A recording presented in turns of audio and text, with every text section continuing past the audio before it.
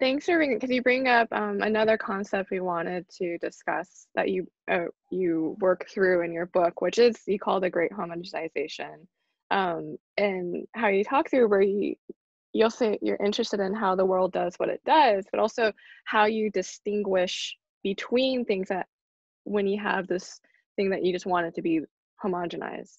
And another important concept related to the Great Homogenize. Well, I'm sorry, I can't say that word today. Not for Mondays. But another concept is you use the Eurocene, or you push the Eurocene rather than the Anthropocene. So why the Eurocene, and how does that help us understand homogenization? Great. Yeah, I'm going to do that one backwards too, because I'll start with what the Eurocene is.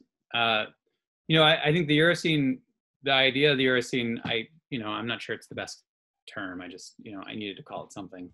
So I can tell you where the discontent that sort of inspired the term came from, which was so much of the the Anthropocene was about rushing to a presumption, which is borrowed as this like bad folk Marxism, which is that if everyone could see, right, if we could overcome the false consciousness of individual or national problems and realize that we're all part of a global problem, which is, right, this ecological catastrophe, then we'd realize that like identity, place, all of these things don't matter, right? We're all in the Anthropocene together, right? That was the whole move of the Anthropocene, is to try to make it a universally human predicament, thinking that if we could make it a universally human predicament, then that would produce universally human responses.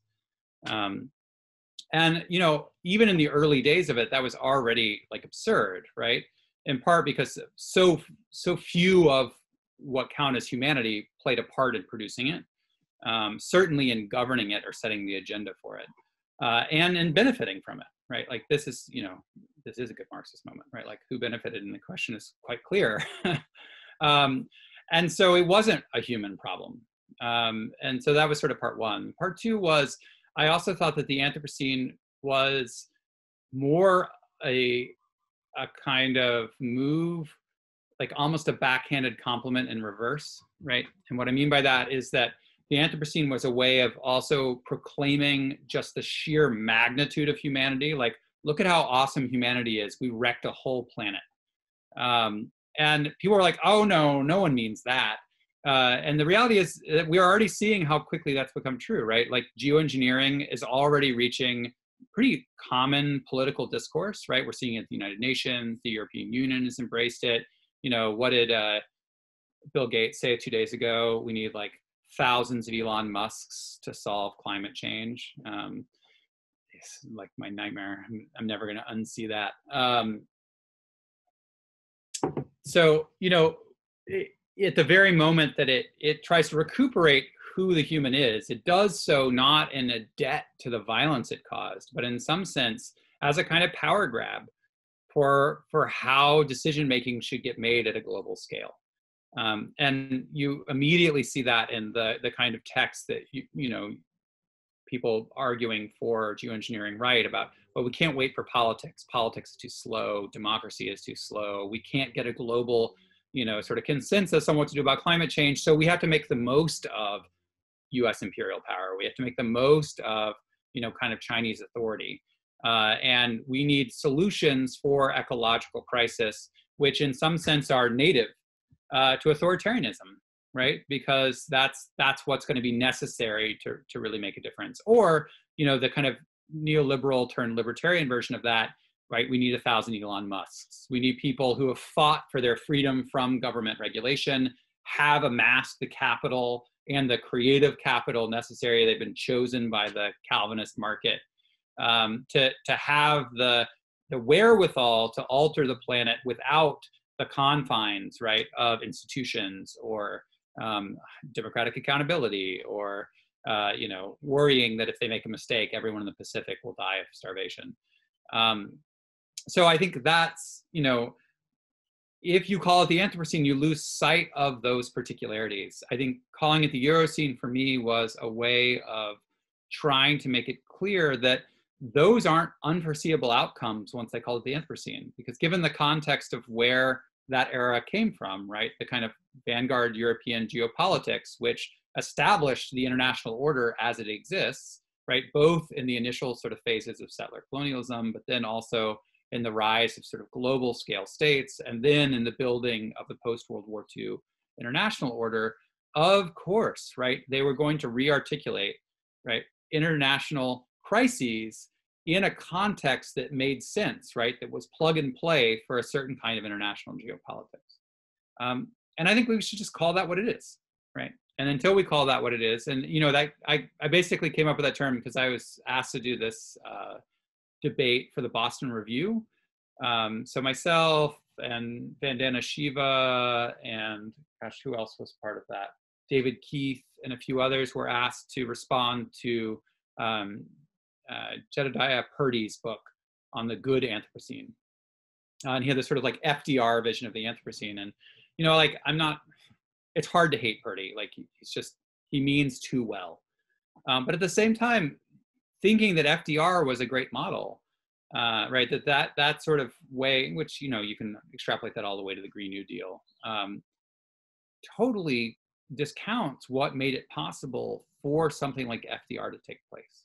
Not just the place that it took place, right, which required immense genocide, but the kind of expropriation of labor value from other countries, the shifting from coal to oil, right, the kinds of transformations which had catastrophic, right, consequences around the planet, so that it was possible to redistribute wealth within one particular territory.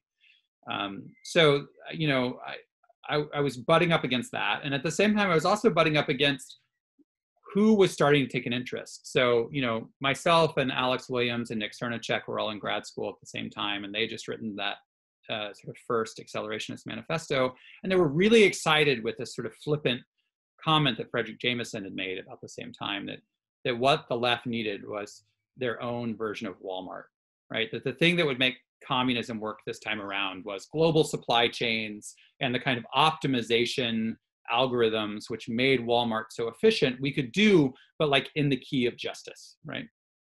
And that was terrifying to me, right? Like the idea of global Walmart communism, right? That's not liberation, right? That's just taking more resources. And I think this is one of those problems where there is a sense where we have to think about labor in a more interesting way. And we don't if we take some of these things for granted. So, you know, if you take a kind of unredemptive view of what Marx means about labor being sort of the, you know, like labor after capitalism as being the unleashing of labor's potential, then that's a disaster from the perspective of resources, right? Like there would be nothing worse than if people weren't alienated from their jobs. We'd be like 3 times more productive, and, you know, the planet would die in like 15 minutes. There are other ways we could do it though, right? Like, so think about like some of that later work that Marcuse did on like in an essay on liberation, where he wants to rethink labor as just creative joy, right? How could we come to understand what Marx means, not as productivity, like output, but in the crafting of new selves, right? In the creation of values which don't have even intrinsic value, right? They don't even really have a sense of value as we could understand intersubjectively. They're only sort of valuable in the minute, right? You know, called it like an erotics of labor. Then maybe, but then that's not Walmart communism, right? That's something very different.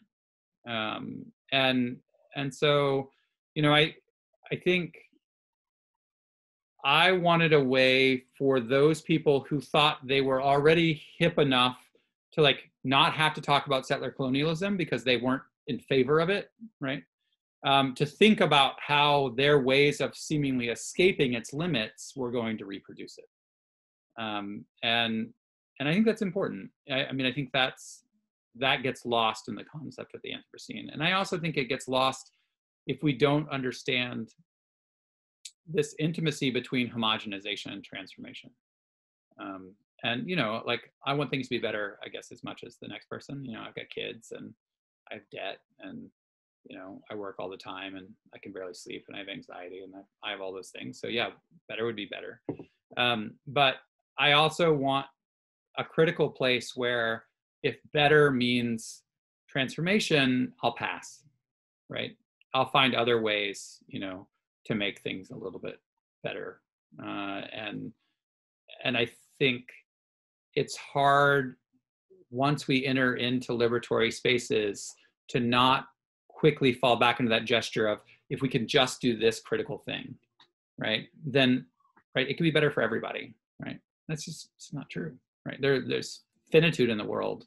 And I think we have to think about what liberation means in those terms. And I think that's been a bit lost.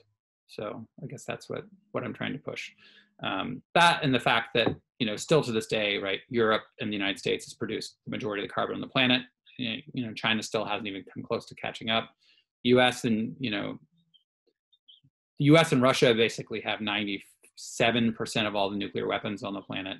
Right? Like, we're not really in this kind of post-imperial world in any real sense, even with the advent of the BRICS countries. And I think that's another move which I'm a bit skeptical of. People are like, oh, you know, aren't you being awfully hard on the U.S.? Like, don't we really need to think about India and China and all these other places? And sure, yeah, we should think about those places. You know, Modi's a fascist.